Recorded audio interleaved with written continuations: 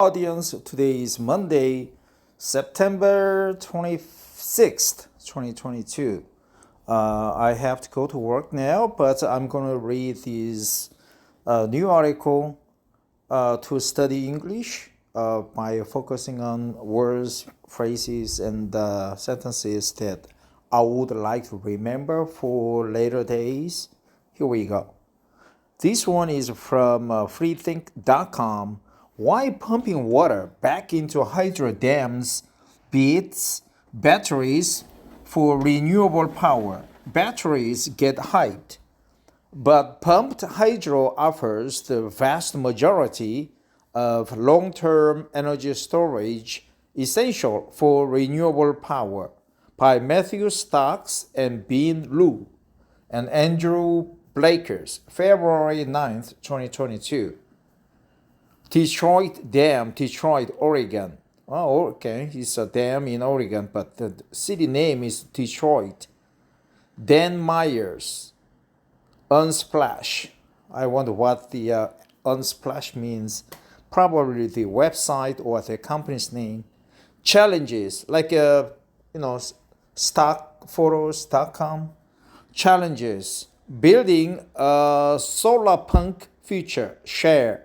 Fields, clean energy, climate crisis. To cut U.S. greenhouse gas emissions in half within a decade, the Biden administration's goal, the U.S. is going to need a lot more solar and wind power generation and lots of cheap energy storage. Wind and solar power vary over the course of a day, so energy storage is essential to provide a continuous flow of electricity. But today's batteries are typically quite small and store enough energy for only a few hours of electricity. To rely more on wind and solar power, the US will need more overnight and longer-term storage as well. While battery innovations get a lot of attention, there's a simple, proven long-term storage technique that's been used in the US since the 1920s. It's called pumped hydro energy storage. It involves pumping water uphill from one reservoir to another at a high elevation for storage. Then, when power is needed, releasing the water to flow downhill through turbines generating electricity on its way to the lower reservoir. Pumped hydro storage is often overlooked in the US because of concern about hydropower's impact on rivers. But what many people don't realize is that most of the best hydro storage sites aren't on rivers at all. We created a world atlas of potential sites for closed-looped pumped hydro systems that don't include a river and found 35,000 paired sites in the US with good potential. While many of these sites, which are located by satellite, are in rugged terrain and may be unsuitable for geological, hydrological, economic, environmental, or social reasons, we estimate that only a few hundred sites are needed to support a 100% renewable U.S. electricity system. Why wind and solar needed long-term storage? To function properly, power grids must be able to match the incoming electricity supply to electricity demand in real time, or they risk shortages or overloads.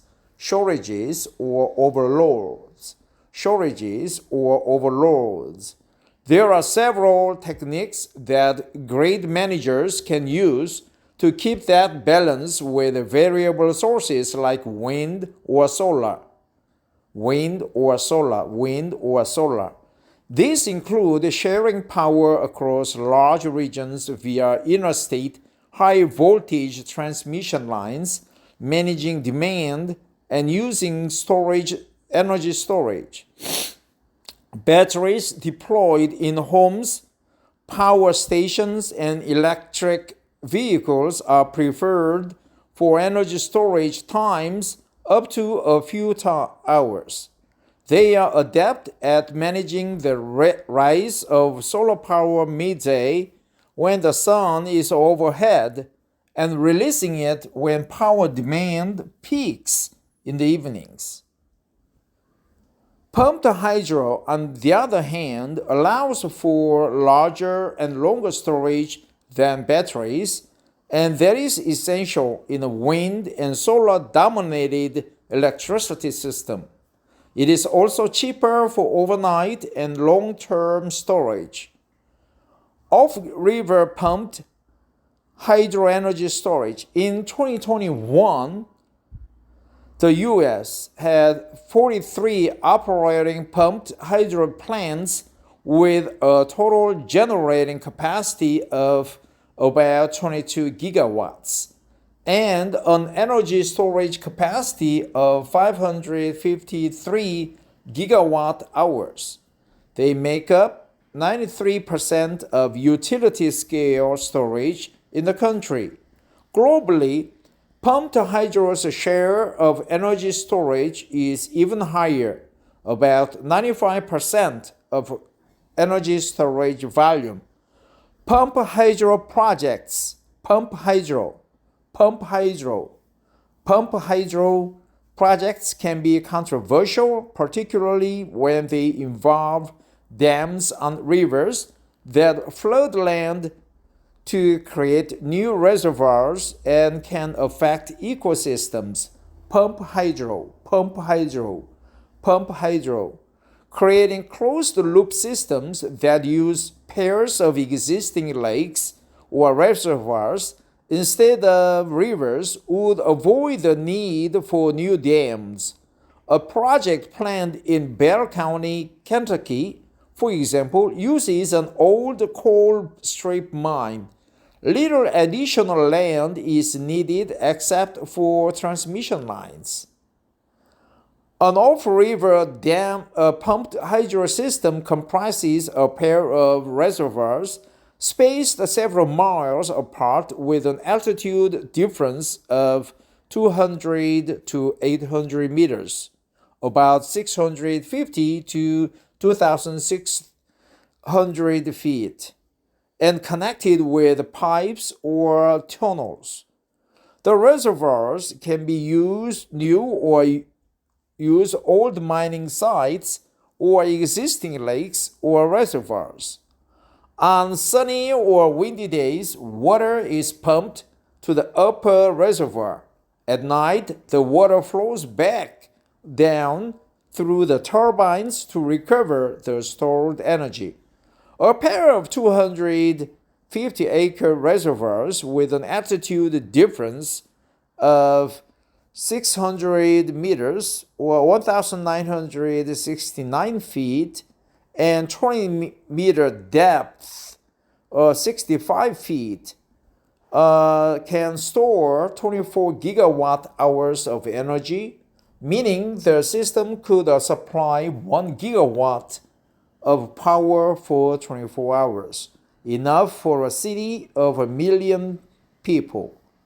The water can cycle between upper and lower reservoirs for 100 years or more. Exploration suppressors, small objects floating on the water to trap humid air, can help reduce water evaporation.